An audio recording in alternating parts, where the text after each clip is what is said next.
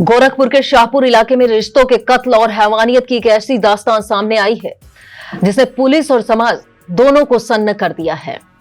यहां बीए के एक छात्र रजत ने महज चंद लाख रुपयों और अपनी गर्लफ्रेंड के पिता का कर्ज उतारने की सनक में उस मां बेटी को मौत के घाट उतार दिया जो उसे अपने सगे बेटे जैसा मानती थी।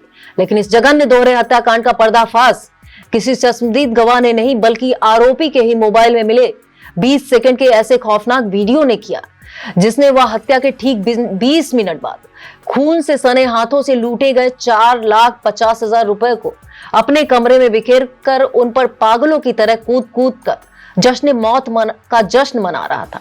नमस्कार, आप देख रहे हैं इंडिया और मैं बबीता सिंह गौर।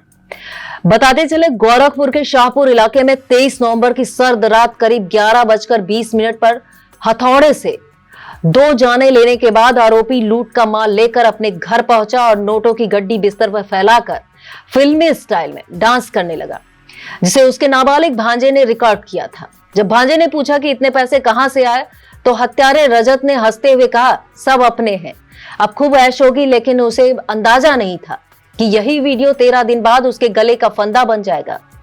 बता दे, 75 वर्षीय शांति देवी और उनकी 55 वर्षीय बेटी विमला, जो मूल रूप से पीपीगंज की थी, मेहनत मजदूरी कर जीवन यापन करती थी, रजत पर आंख मूंद कर भरोसा करती थी।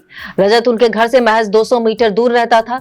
विमला को बुआ कहता था और अक्सर उनके घर बैठकर शराब पीता था, खाना खाता था। यहां तक कि वारदात की रात भी विमला उसी हत्यारे के लिए अपने घर से पराठे लेकर आई थी, जिसे खाकर उसने उसी बुआ का सिर हथौड़े से चकनाचूर कर दिया था।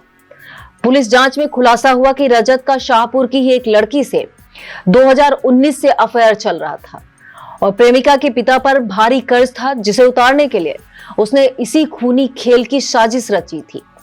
उसने पहले भी चोरी की कोशिश की थी, लेकिन अलमारी का लॉक न खुलने के कारण नाकाम रहा था।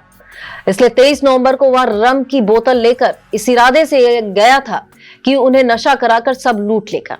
लेकिन जब शराब का पैक पीने के बाद भी विमला होश में रही और रजत को अपनी योजना फेल होती दिखी तो उसका सब्र टूट गया।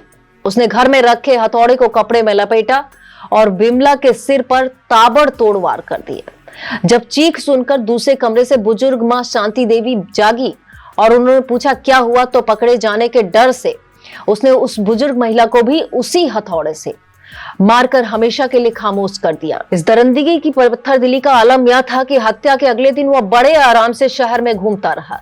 लूटे गए पैसों से गर्लफ्रेंड को 1.5 लाख रुपए दिए, पिता को 50,000 थमाए, गर्लफ्रेंड के लिए महंगा आईफोन खरीदा, लूटे गए जेवर सुनार के पास गलवा दिए। हद तो तब हो गई जब पुलिस पूछताछ करने पहुंची और वह फूट फूट कर रोने लगा, खुद को विमला का बेटा बताने लगा। यहाँ तक कि मृतका की बड़ी बहन सुशीला लखनऊ से अंतिम संस्कार के लिए आई तो उनके साथ शमशान घाट तक गया। हमदर्द बनकर परिवार के साथ ही रुका ताकि किसी को उस पर शक न हो। ऐसे में पुलिस के लिए यह केस एक अबूझ पहेली बन गया था, क्योंकि हथौड़ा कपड़े में लिपटा होने के कारण फिंगरप्रिंट नहीं मिल रहे थे और घर में जबरन घुसने के निशान भी नहीं थे, जिससे साफ था कि कातिल कोई जानकार है। पुलिस ने घटनास्थल के आसपास के 800 सीसीटीवी कैमरों की फुटेज खंगाली, जिसमें रजत की संदिग्ध गतिविधियां कैद हुई। इसके बाद पुलिस ने 6 दिसंबर को उसे हिरासत में लेकर सख्ती दिखाई और उसका मोबाइल चेक किया तो उसमें डांस वीडियो ने सारे राज उगल दिए। पूछताछ में रजत ने कबूला कि पैसे और जेवर के लालच में उसने यह घिनौना काम किया। पुलिस ने उसकी निशानदेही पर लगभग 17 ग्राम सोने की चैन, गला हुआ सोना, अंगूठी, वारदात में इस्तेमाल हथौड़ा और नकदी बरामद कर ली। उसकी गर्लफ्रेंड, जिसे जेल जाने के बाद भी रजत को छुड़ाने का दंभ था और जिसने पीड़ित परिवार को झूठा डांडस बंधाया था, अब उसकी भूमिका भी जांच के दायरे में है। एसपी सिटी अभिनव त्यागी के मुताबिक रजत के पिता रेलवे में डी क्लास कर्मचारी हैं और रजत पैसों की तंगी से जूझ रहा था, लेकिन शॉर्टकट से अमीर बनने की चाहत ने उसे दोहरी हत्या का आरोपी बना दिया, जिसने एक हंसते खेलते परिवार का नामो निशान मिटा दिया।